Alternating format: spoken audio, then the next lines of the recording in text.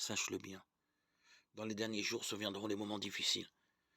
En effet, les hommes seront égoïstes, cupides, prétentieux, orgueilleux, calomniateurs, rebelles à leurs parents, ingrats, sacrilèges, sans cœur, sans pitié, médisants, intempérants, intraitables, ennemis du bien, traîtres, emportés, pleins d'eux-mêmes, amis du plaisir plutôt que de Dieu.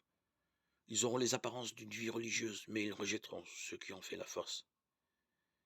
Détourne-toi aussi de ces gens-là. Parmi eux, il y en a qui s'introduisent dans les maisons et retiennent captives des bonnes femmes pleines de péchés, entraînées par toutes sortes de désirs, toujours en train d'apprendre et jamais capables d'arriver à une vraie connaissance de la vérité. De la même façon que Jeannès et Jambres se sont opposés à Moïse, ceux-là aussi s'opposent à la vérité. Ce sont des hommes à l'intelligence faussée, dont la foi n'est pas sûre.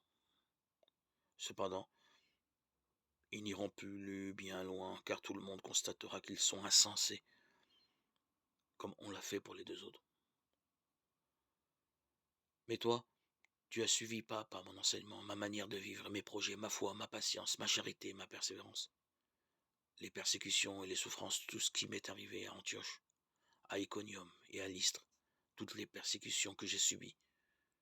Et de tout cela, le Seigneur m'a délivré. D'ailleurs, tous ceux qui veulent vivre en hommes religieux dans le Christ Jésus subiront la persécution. Quant aux hommes mauvais et aux charlatans, ils iront toujours plus loin dans le mal.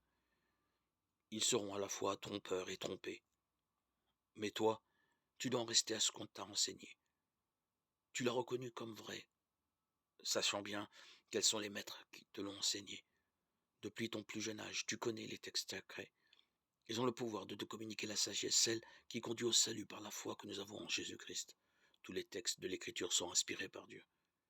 Celle-ci est utile pour enseigner, dénoncer le mal, redresser, éduquer dans la justice.